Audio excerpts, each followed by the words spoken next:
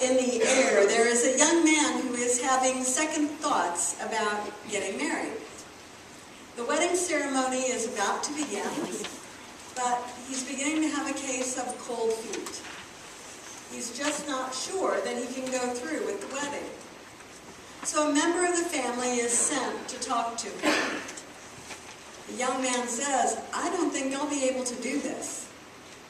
His family member asks, "Why would you say that today?" And the frightened young man says, "Well, last night I was kind of like lying in bed and I couldn't get to sleep, so I started thinking about the wedding and the ceremony, and about our buying a house and moving in together, and having a kid and then having another kid, and then Christmas and Thanksgiving and spring break and going to football games, and then all of a sudden they are graduated and getting jobs and getting married, and you know, I'm a grandparent, and then I'm retired, and I'm losing my hair and I'm getting fat, and the next thing I know, I'm dead." And it's like, I can't stop from thinking, what's the point? I mean, what's the point? When the religious leader asks Jesus, of all the commandments, which is the most important, he was basically asking, what's the point? Of all the things that want our time and energy and attention, what matters most? What's the bottom line? It is a crucial question. You and I are constantly bombarded with dozens of concerns. Everything from our job and our career, to family and marriage and children, to home and health and finances, our friends, our faith, our church, our community. You can add to the list. And these concerns often compete with one another for our time and energy. So how do we figure out what matters most? What is primary? What is secondary? What really counts? I had that experience just this week. My mother has been struggling with the virus that's been going around, and many of you know that struggle, and those who are not here today know that struggle. The week before last, Rick and I had gone over to visit her and bought her some groceries. And then on last Saturday, she called me and said she was still feeling bad and wondered about going to urgent care. Well, when my independent mother, who never asks for anything, calls and is wondering about something, that's my cue. She's asking for help. So I convinced her that that might be a good idea, and Rick and I went over last Saturday and took her. So far, so good. In the meantime, she had made an appointment with her regular doctor for Monday. So when I left her on Saturday, I asked her if she wanted me to take her on Monday, or if she wanted my cousin, who lives in Lawrence, to go with her, which she often does. She said my cousin would be just fine, and so all the arrangements were made. Then Sunday night she called me, and she said she would really like for me to go with her to the doctor. Again, my mother, who never asks for anything. And so I said, sure. And my mind was thinking, Monday morning, I have a staff meeting, we are writing the newsletter this week, I have a study group to prepare, and we're hosting a funeral dinner that day that I should be present for to greet the family. All of my work to-do list. So I went with my mom to the doctor's appointment, which turned out to be kind of no big deal, and give her some medicine and send her home. But I got lunch for us, and we ate and enjoyed a meal together. And I got back to the office before the funeral dinner was over and had the opportunity to greet everyone. Okay, so I think to myself, All right, that was just one day away. And then the phone rings at 7:30 a.m. Tuesday morning, and it's my mom. And she says, "I'm thinking of calling 911. And of course, I quickly say, "Yes, call them. I'll be right over." And even though on Tuesday, as pre-agreed, both Stephanie and Tania were already out of the office, I said, "I'm coming." I didn't even think twice about it, actually. Well, now the good news is that Mom doesn't have anything serious. And the good news is that everything that needed to be done here at work got done.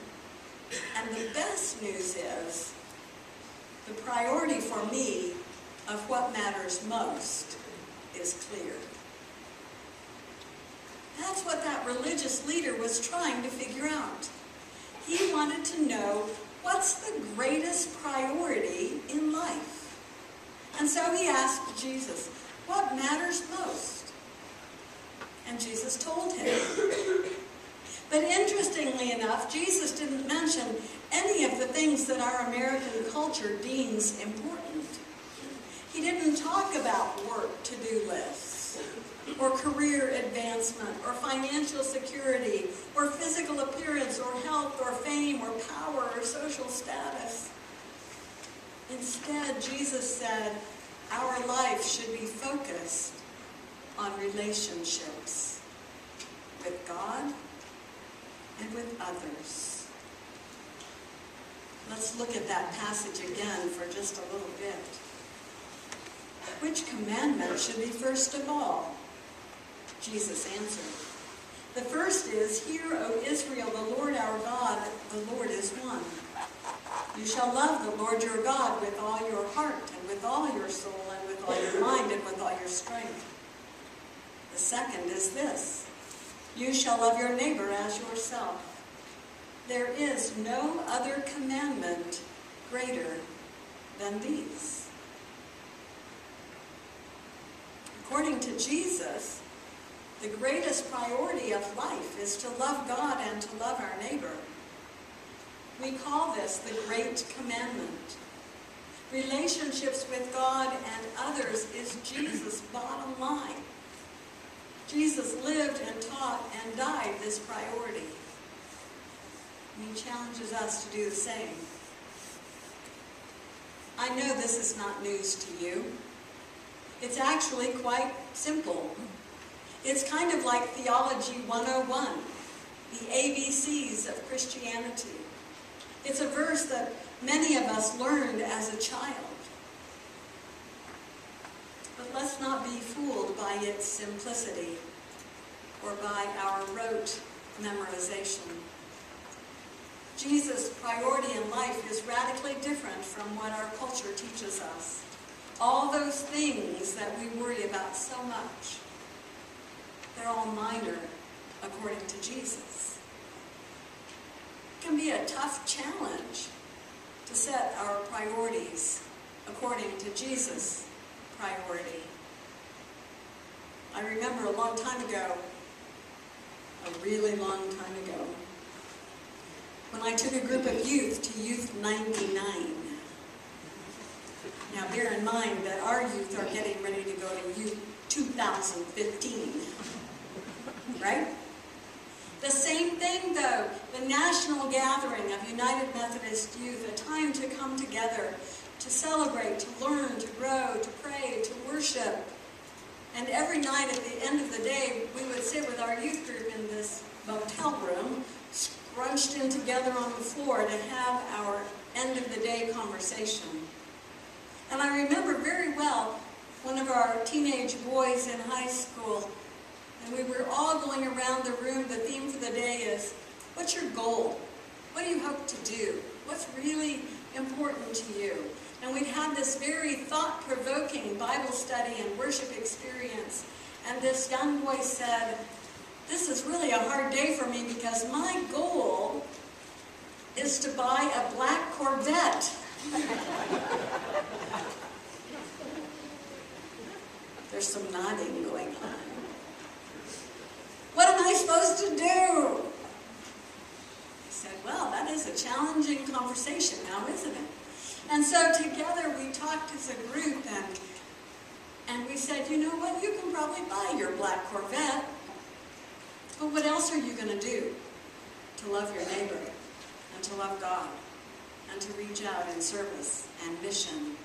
And that's what it's all about, setting our priorities so that we know that we can live by loving God and loving our neighbor. So perhaps a challenge for us this Lent, and Stephanie and I are both big into setting challenges for people, it sounds like, but let's set it for ourselves. Perhaps our challenge is to ask ourselves, how may I be a great commandment person? To love God and to love the people in my life more than anything else. Some of you, like I, probably watch the evening news.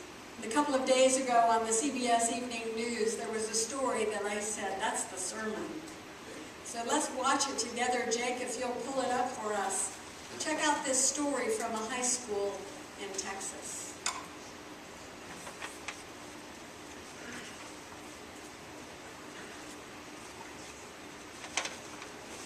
Something amazing happened the other day at a basketball game, but if you keep your eye on the ball, you're going to miss it, because it didn't happen on the court, it happened in the stands. Here's Steve Hartman on the road. If you're a fan of high school basketball, you're not alone. But if you're a fan of the Gainesville Tornadoes in Gainesville, Texas, then you are all alone. Usually, our fan base was close to zero. My parents came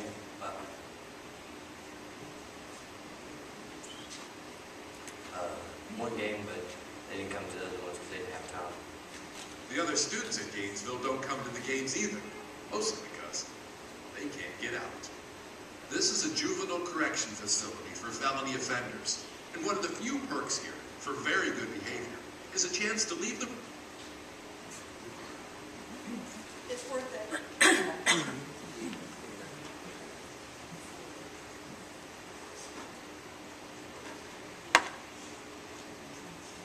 prison a few times a year to play basketball. They play against private schools like Vanguard College Prep in Waco, and it was before that recent matchup that two Vanguard players announced they weren't going to play against a team with no fans. No one likes playing with him, TJ.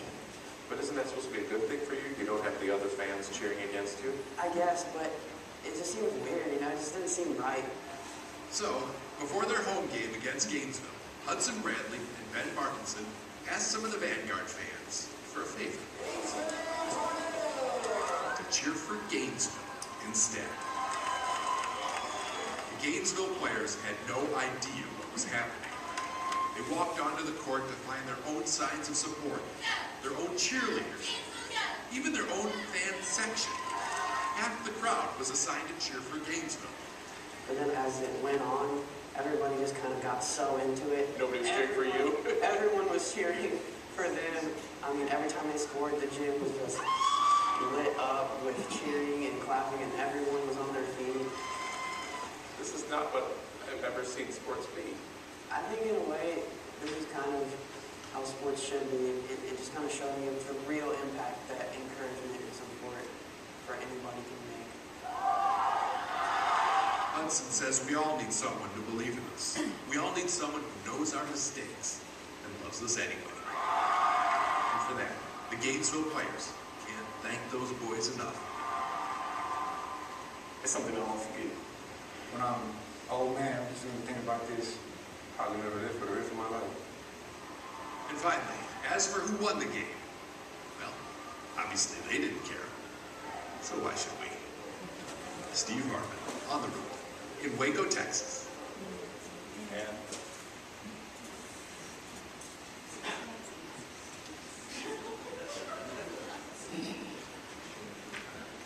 Remember last Last week we talked about what's the least I can believe and still be a Christian. And we summed it up in one word. Jesus.